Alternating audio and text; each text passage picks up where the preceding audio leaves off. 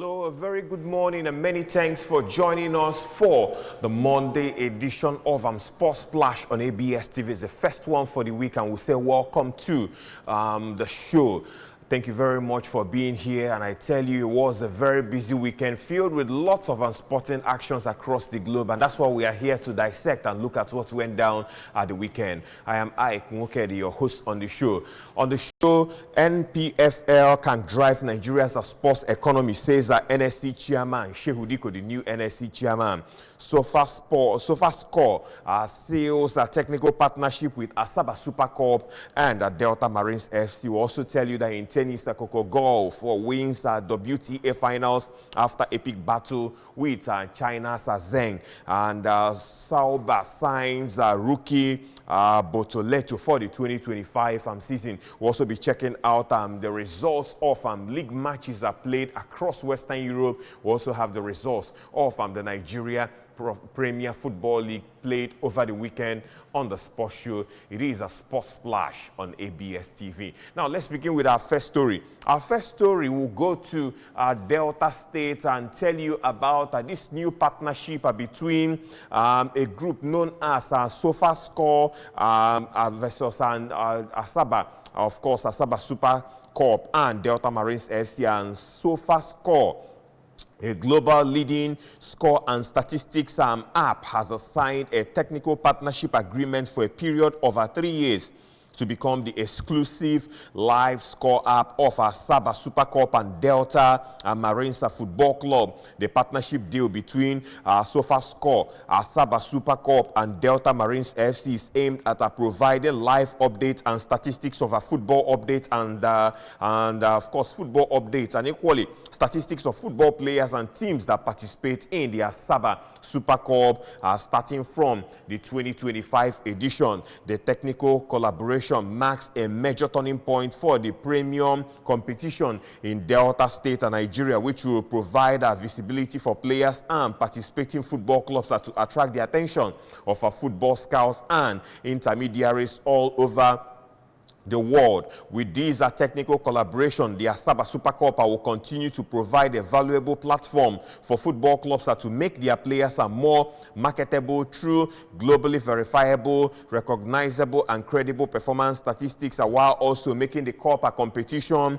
popular beyond the shores of Nigeria and accessible by SofaScore's global audience of over 25 million subscribers worldwide. The 2025 edition of the Asaba Super Cup will kick off from March 1st, 2025. In the last edition in 2024, Ughelli Rovers FC defeated Delta Marines FC by a lone goal, courtesy of a great Udori's solitary strike, and that was in the grand finale of the competition. And SofaScore joins a growing number of corporate organizations such as Bet Niger, Airpeace, and Paralex Bank, who have identified with the Asaba Super Cup one of the premium football competitions for discovery of our new football talents in Nigeria. So it's official that SofaScore has inked a technical partnership with Asaba Super Cup and Delta Marines FC. We'll be watching out for that one. I also hope that other states will replicate what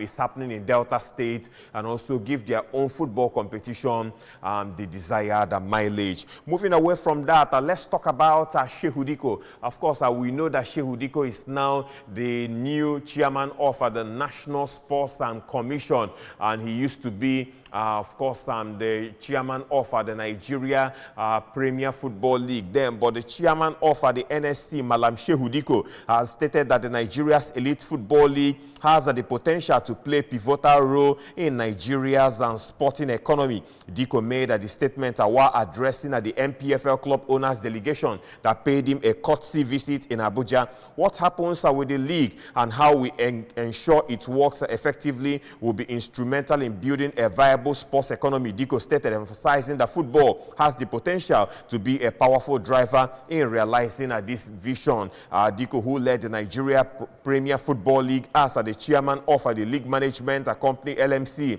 warmly welcomed the delegation, describing them as a family and members of his primary constituency, expressing his joy over the visit. Malam Shehu Diko emphasized the importance of unity and shared responsibility for the development of Nigerian sports, and particularly the Football League. Chief Dr. Baluku, chairman of the forum, congratulated Shehu Diko on his well-deserved appointment and applauded President Bola Ahmed Tinubu for fitting a square peg in a square hole. He advised that the national sports, the NSC, should prioritize sports infrastructure and grassroots development programs. Those were the words of Chief Dr. Baluku, of course, talking to Shehu Diko as regards how to take sports to the next level in the country. And in the same vein, let's talk about the matches played in the Nigeria Premier Football League. It was a match day 11 action across the country, and I tell you, officiating has improved in the MPFL, and that's why you can see teams go away from home and get the result. And still talking about that, let's tell you that in the MPFL, 3SC defeated El Kanemi Warriors by 3-0. Enyimba International played out a goalless draw against Remo Stars. Heartland FC 1, Sunshine Stars 0. Nasarawa United played out a goalless draw against Akwara United, and elsewhere it was Niger Tornadoes beating Akwa United by 1-0. Rangers International went away out there at the New Jos Stadium and got a valuable point. He ended goalless. Plateau United, Rangers International. Rivers United lost at home to Bayelsa United 0-1. Castina United also lost at home to Ikorodu United, and Ikorodu United bouncing back and after having a recent poor form. Bendel Insurance also lost at home to Kano Pillars, and Lobby Stars defeated Abia Warriors by 3-1 in their own encounter. And now to the story about women's football. As you can see on your screen, Chairman of the National Sports Commission, NSC, Malam Shehu Diko, has congratulated the Mountain of Fire and Miracles Ministries, a women basketball club, for doing the nation proud at the ongoing Federation of International Basketball Associations, FIBA Africa Women Basketball League Zone 3 qualifiers in Monrovia, and that's the capital of Liberia. Speaking shortly after the Nigerian Women's League champions are qualified for the finals of the Women Basketball League Africa holding in Dakar, Senegal from 6 to 12 December 2024, the NSC chairman said it was a thing of joy that MFM girls have shown that Nigeria has the potential to dominate the rest of Africa and the world in sports. I've been following the exploits of the MFM girls, and I'm glad that they have made the country proud by qualifying for the bigger stage, which is the FIBA League for women in Africa, where the best 8 teams will assemble in December. I have no doubt in my mind that they will hold their own against the rest of Africa. I want to commend the MFM Jara overseer, Dr. Daniel Olukoya, for his investment in youth and sports in Nigeria. We all recall the exploit of MFM football team that was a force to reckon with in the MPFL, and they represented Nigeria in the CAF Champions League a few years ago during my time as the chairman of the MPFL. I am also aware that MFM has a wrestling team that has produced world beaters and even a table tennis team. These are worthy of commendations from the clergy, and indeed the MFM model duly aligned with the NSE vision of domestic sports development. We thank him and urge him not to stop impacting the youth, because we will find a way of showing our support in the days to come, stated the NSC chairman. Diko also congratulated the Nigerian Customs for their great efforts to get to the semi-finals of the competition, where they lost to MFM Women Basketball Club defeated the country's other representatives, Nigerian Customs, in the semi-final played at the Samuel Kayondo Stadium out there in Monrovia, and it was on Saturday evening, and will be Nigeria's sole representative in the FIBA Africa Women Basketball League in Dakar, Senegal, and we say congratulations to MFM for that feat and they are achieving in the world of basketball. And moving away from that now, let's go to the continent. Watford striker Vakun Bayo has earned a surprise recall to the Ivory Coast squad after spending a little more than 6 years in the wilderness. The 27-year-old only has 2 caps to date for the Elephants, which came all the way back in October 2018 when he appeared as a substitute in the 2019 African Cup of Nations qualifying doubleheader against the Central African Republic. Bayo has featured regularly for the Hornets since joining them on a season-long loan from Udinese in the month of August and produced a standout performance against Sheffield Wednesday earlier this month, scoring 4 goals in 6-2, the 6-2 rout in Hillsborough. His recent form has caught the eye of Cote d'Ivoire head coach Emase Faye, who handed at the start the Abidjan youth product a call-up for the upcoming 2025 AFCON qualifiers against Zambia and the country Chad. And Watford head coach Tom Cleverley insists that Bayo thoroughly deserves the international recognition after working hard this season for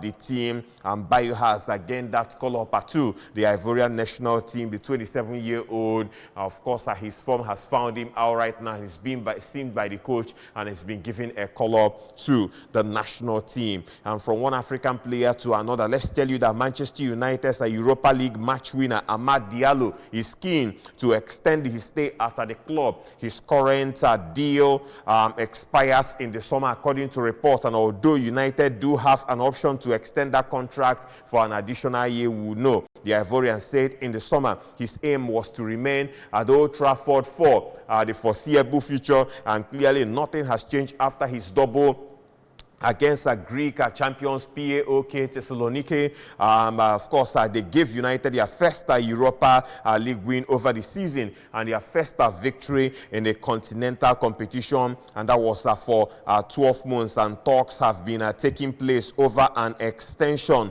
with an expectation Amada will sign a new deal that will run till 2027. His efforts were much needed against PAOK and transformed what interim manager Ruud van Nistelrooy described as a disappointing first-half performance into a winning one in the second. For Amad, it was the perfect way to answer a frustrating month where he has failed to start a game. The impending arrival of Ruben Amorim from Sporting offers Amad a fresh chance to impress, even if United's new head coach does not attempt to use orthodox wild players. Amad is not on his own in being unclear what role will be demanded of him by Amorim, the incoming coach of Manchester United, but he is looking forward to the challenge and looking forward to joining the new coach when he arrives at Old Trafford to take the reins of events out there at Manchester United. So we'll be watching out for that. Let's see if Amad Diallo will feature in the plans of the new coach of Manchester United whenever he arrives at Old Trafford to begin, of course, his job there as the new manager of the club Manchester United. And now let's go to tennis. In tennis, let's tell you that Coco Gauff showed a supreme determination to come back from a set and break down against Zheng we went to win at the season-ending WTA finals in a thrilling encounter that lasted just over 3 hours. The American beat the Olympic champion 3-6, 6-4, 7-6 in Saudi Arabia. The 20-year-old, at 20 years of age, she is the youngest player to win the tournament since Maria Sharapova exactly 2 decades ago, and the youngest American since Serena Williams, and that was in 2001. In progressing to Saturday's showpiece in Riyadh, Gauff has become the youngest player to reach the championship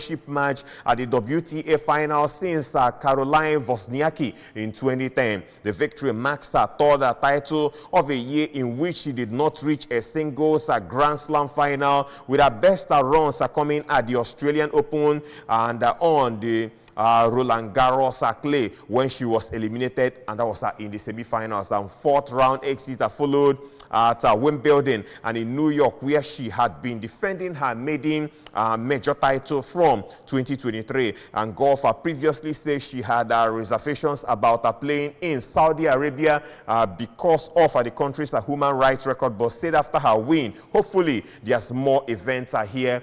She stated, congratulations to the young lady out there, Coco Gauff, for what she's doing, winning the season-ending WTA in style, beating her compatriot Zheng from China 3-6, 6-4, 7-6, and that was how it ended, and we'll say congratulations to her. And lastly, from the world of tennis, let's tell you that Wimbledon champion Barbora criticized the journalist on professional commentary after he made a remark about her appearance on air during a tennis channel broadcast on Friday. John Whithain commented on the check wall number 13's forehead, and Krejcikova was competing at the WTA finals in Riyadh, Saudi Arabia, where she was knocked out in the semi-finals by eventual runner-up Zheng Huiwen. Where TM said that his comments were deeply regrettable, and that he apologized to Krejcikova. You might have heard about the recent comment made on tennis channel during the WTA finals coverage that focused on my appearance rather than my performance. The 28-year-old Krejcikova posted on X. As an athlete who has dedicated herself to this sport, it was disappointing to see this type of unprofessional commentary. This isn't the first time something like this is happening in the sports world. I've often chosen not to speak up, but I believe it's time to address the need for respect and professionalism in sports media. These are moments that distract from the true essence of sports and the dedication all athletes bring to the field. I love tennis deeply, and I want to see it represented in a way that honors the commitment I will make to compete at this level. In a statement on Sunday, where TM said he made the comment in a rehearsal that was inadvertently broadcast, and he apologized profusely to Krejcikova for those comments he made while on commentary duties in the world of tennis, and that was in Saudi Arabia, where they had the WTA finals, and he has apologized to the lady for those comments made. You're watching Sports Splash on ABS TV. We'll go for a short break. When we'll come back, we'll talk about Formula One, what a season it has been in Formula One ending, but we'll tell you about teams like Renault, Mercedes, Sauber, what they are doing for the new season, and we'll also talk about football, and then we'll wind off the show with the results of league matches played across Western Europe. We'll check out what went down in the Liga, the Bundesliga, the La Liga, of course, the Serie A, and equally the Premier League, and that's coming up on the flip side of Sports Splash. We'll be right back.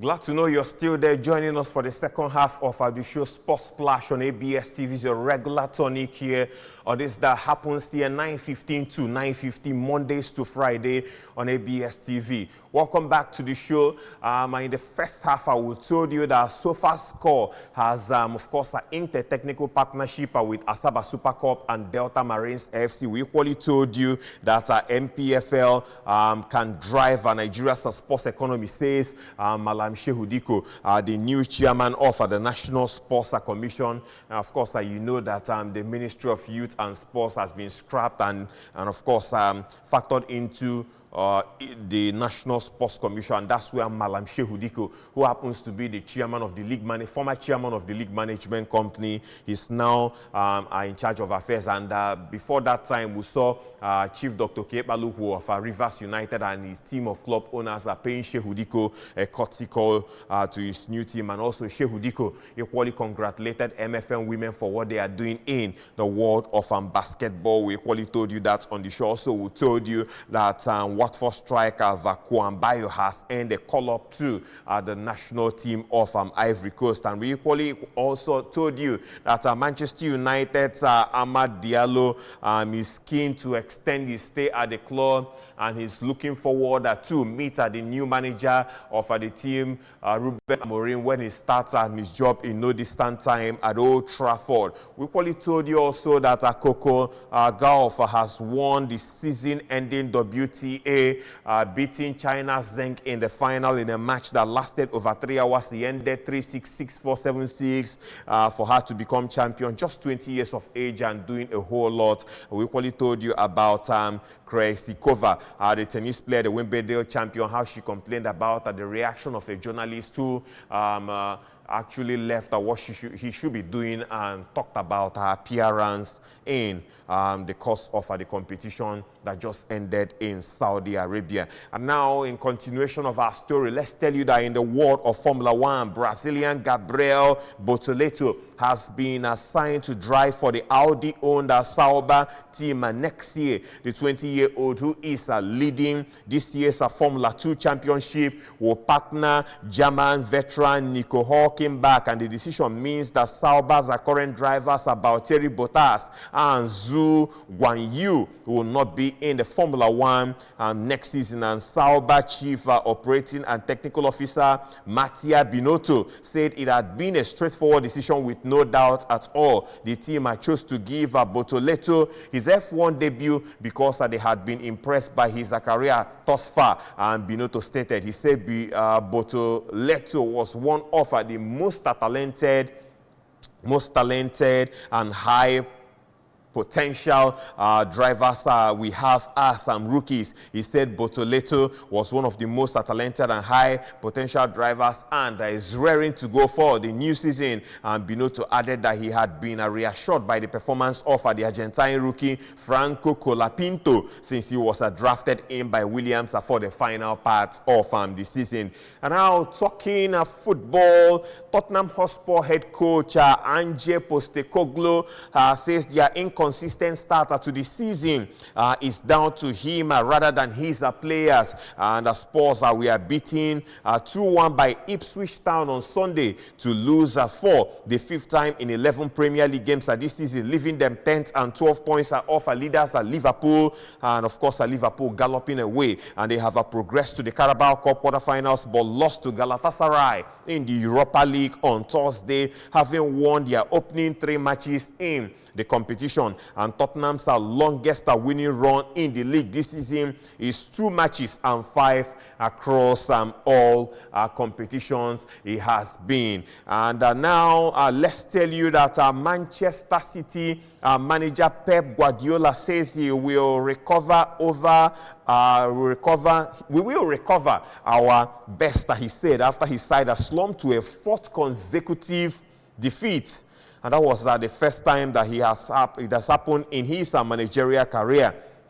Their 2-1 loss at Brighton came after defeat by Bournemouth in the Premier League, Tottenham Hotspur in the Carabao Cup, and Sporting in the Champions League. And Guardiola said that City are not reaching their usual high standard, but are struggling with injuries to the likes of Ruben Diaz, John Stones, Kevin De Bruyne, and Jack Grealish, and Rodri, and Oscar Bob are other notable absentees for City, with Guardiola handing a debut to 19-year-old central defender Jamai Simpson Puse against Brighton and Hove Albion. And Liverpool then took advantage of City's struggle to move 5 points clear at the top of the Premier League table by beating Aston Villa. And Guardiola added that his side are not immune to losing despite their stellar run in recent years, which includes a 32-match unbeaten streak in the league before the defeat by Bournemouth at the beginning of the month of November. And City had a lean spell in the autumn of 2023, which included 1 win in 6 before recovering to secure the Premier League title again. And after the upcoming international break, City faced a difficult run-up to Christmas with fixtures against Tottenham Hotspur, Liverpool, Nottingham Forest, Crystal Palace, Manchester United, and Aston Villa. And of course, City will definitely have their job cut out, and Guardiola as well, with the fixtures coming up, having a Tottenham Hotspur who's also struggling for form and needs a breather somewhere. Liverpool also at the top of the summit at the moment, and then Nottingham Forest, who seem to be in the right form right now, and of course have ascended the league table. I think they're about 5th at the moment. Crystal Palace also struggling. Manchester United with a new manager, Mourinho, set to join the fray, and Aston Villa, of course, who are equally pulling off some shockers this season. just like they did from last season. So Manchester City will definitely have their job cut out in the aftermath of the international break, and when they will be coming back to action, that's in a fortnight time. And next week there won't be league matches, or rather this weekend there will be league matches, but the international break. So we'll be watching out. It's the first time Manchester City are losing 4 straight matches, and it's about the first time it's happening since March 2018. Stretches back to that length. And Guardiola, you may say, maybe the absence of, he has had some catalogue of players missing, but the likes of Rodri looks to be the mainstay. And Manchester City on a very rough patch. Let's see how they will come back in the course of the season. Well, time for us to check out the results of league matches that played across Western Europe at the weekend. We'll go to France. In France, we had Olympique Lyon at the Stade Gelon defeating Saint-Etienne by 1-0. Elsewhere, Le Havre lost 0-3 at home. It was Montpellier 3, Brest 1. Rennes lost 0-2 to Toulouse. Their fixture, Nice, and Nice that took on Lille in a 4-goal thriller that ended 2-0. Angers lost 2-4 to PSG. It was Lens 3, Nantes 2. Strasbourg lost at home to AS Monaco by 1-3. And Olympique Marseille at the Stade Vélodrome lost 1-3 to Auxerre. And that's a total of, looks like a total of about 5 away wins in the French Ligue this past weekend.